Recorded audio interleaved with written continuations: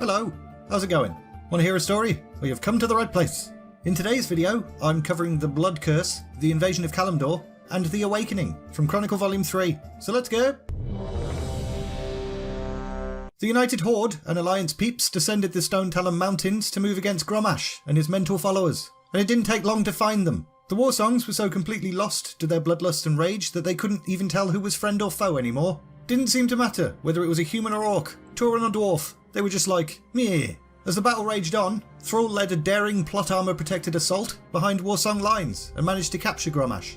Horde Shaman and Alliance priests worked together to cast out the nastiness from Grommash's veins, and it bloody worked as well, which is convenient. For the first time in days, the cloud of hate lifted from Grommash's eyes. He saw the monster he'd become and he was like, oh, balls. Shame overwhelmed him, but then he remembered who'd done it to him in the first place. Bloody Mannoroth. That knob.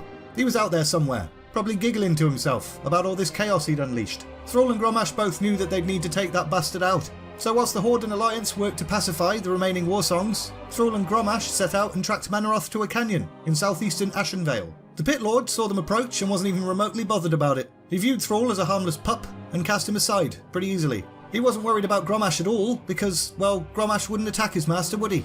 Don't be stupid.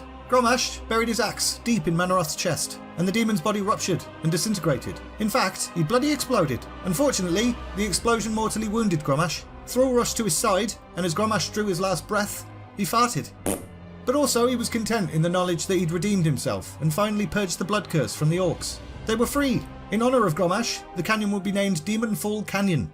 Meanwhile, Archimonde wasn't all that bothered by the fact Mannoroth had died, because he'd fulfilled his purpose anyway. Cenarius was dead. The time to invade was now. He left a small force behind in the Eastern Kingdoms to ensure the nations there remained pacified, and ordered the rest of his followers to march forth on Ashenvale. Infernals rained from the sky. Undead and demons emerged at the eastern edges of the region. The Night Elves, Forest Spirits, and combined Horde and Alliance soldiers fought back, but on separate fronts, so they weren't doing all that well. Archimonde's forces marched steadily towards Hyjal's summit. Although things were going well for them, he wasn't going to leave anything to chance, so he turned to Tychondrius. The Dreadlords still had the Skull of Gul'dan, and they could use it to weaken the forests and clear a path to the Second Well of Eternity. Tychondrius forged ahead, found a nice little clearing, and infused the Skull of Gul'dan's fell energies into the earth, and the area went all nasty. It would eventually become known as Fellwood. At this point, Tyrande was pretty desperate. The Legion were going to consume the entire world. It was only a matter of time before they reached the Second Well of Eternity, then they'd probably open a gateway and bring that jerk Sargeras to Azeroth, and that would be shit. She needed every weapon at her disposal. She needed to wake those bloody druids up from the dream. Why hadn't they woken up already? Bunch of knobs. The reason was Cenarius. When he died, the shockwave was sent through the Emerald Dream, which had weakened the druids and really confused them. Malfurion and his peeps sensed what was happening, but they were effectively trapped. But Tyrande did manage to eventually wake Malfurion. He was a little bit upset and annoyed by what had happened to Ashenvale, and he rushed to awaken the rest of the druids. He sent some of them to join the sentinels on the front lines, whilst others were sent to rally the forest creatures and rouse the remaining wild gods. To be fair, without Cenarius to command them, it was unlikely the druids would even be able to find the wild gods, but it was worth a try. It had been a while since Malfurion and Tyrande had seen each other, and Malfurion was slightly taken aback by how much fiercer she now was. He had no idea how far she'd go to safeguard the land until they stumbled on an ancient gateway within one of Hyjal's barrowed dens. It was the prison of Malfurion's twin brother, Illidan. Malfurion was like, oh hell no.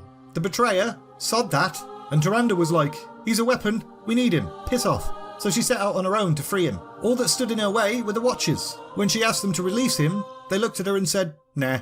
So she struck them down, bit harsh, and from the darkness emerged everyone's favourite Storm Rage. And we're leaving it there! In the next Volume 3 video, Illidan's stuff, obviously. But also, Arthas is going to join the invasion in Kalimdor and be really helpful. A special thank you to those of you who are patrons for your support. If anyone wants to support the channel in that way, links in the description. If you enjoyed this video, like, subscribe, all of that bollocks. And all that's left to say is, thanks very much for watching, and see ya!